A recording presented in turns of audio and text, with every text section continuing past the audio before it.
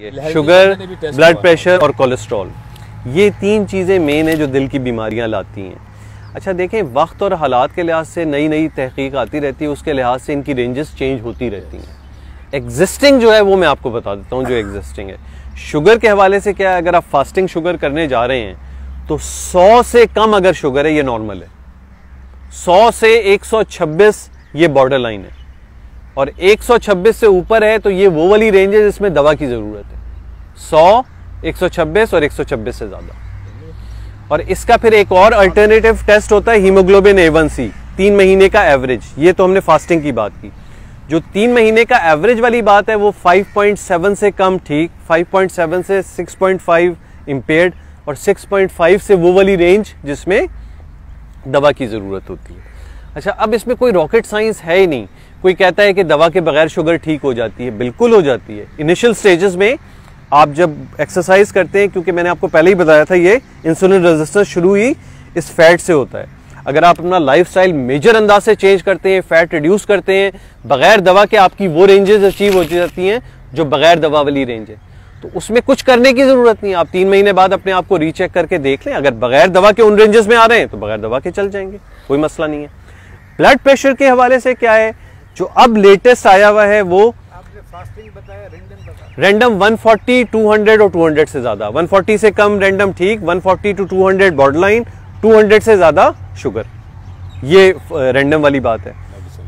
Random standard نہیں ہوتی ہے تو کچھ لوگ کرتے ہیں گلوکوز ٹالرنس، 200 کا گلوکوز لے کے اس کے 2 گھنٹے بعد، تو کیا ہو جاتا ہے، رینڈم سٹینڈرڈ ہو جاتی ہے کہ آپ نے ایک قسم کی چیز لی اور اس کے بعد 2 گھنٹے بعد جو شوگر کی تو وہ ایک سٹینڈرڈ، کیونکہ کبھی کبھار ہو سکتا ہے کسی کی رینڈم بھی فاسٹنگ کے قریب ہو، کچھ اس نے بہت ہلکی سی چیز کھائی ہوئی ہے، تو رینڈم اس لیے اس کا احتمال زیادہ نہیں ہوتا ہے۔ اچھی رینڈم آپ کو شوگر ہوئی ہوئی ہے تو آپ بیچ بیچ میں رینڈم چیک کر کے کنٹرول دیکھ رہے ہوتے ہیں، ورنہ فاسٹنگ بیسٹ ہے، اور haemoglobin A1C in combination. Blood pressure کے لیے جو آج کل رینج آ گئی ہے 130-80 ہے، کہ 130-80 سے اوپر آپ بلڈ پریشر کے مریض ہیں، لیکن ہر کو دوا کی ضرورت نہیں ہے۔ آپ میں رسک فیکٹر ہے تو دوا کی ضرورت ہے، ورنہ دوا کی ضرورت نہیں ہے۔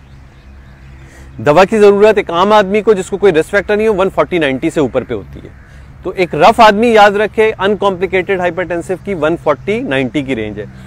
بلڈ پریشر میں مسئلہ یہ ہوتا ہے کہ ایک ریڈنگ انف نہیں ہے، کیونکہ بلڈ پریشر پہ انفلوئنس بہت زیادہ ہوتے ہیں۔ ابھی میں اپنا BP بولنے کے بعد چیک کروں گا، بڑا ہوا آئے گا، جب تک کہ میں 15-20 منٹ ریلیکس ہو کے کہیں بیٹھا نہ ہوں وہ میرا مین BP ہوگا۔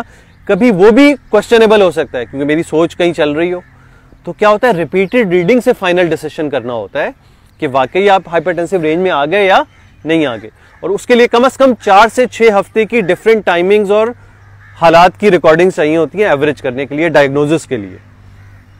کولیسٹرول ہر آدمی کے لیے ڈیفرنٹ ہے، دل کے مریض کے لیے کچھ اور ہے، رسک فیکٹر والوں کے لیے کچھ اور ہے، عام ان کمپلیکیٹڈ والے کے لیے کچھ اور لیول ہے، اور وہ ہم LDL سے کاؤنٹ کرتے ہیں۔ LDL 70 سے کم چاہیے، ایک عام آدمی کے لیے 130 LDL گندا کولیسٹرول کہلاتا ہے۔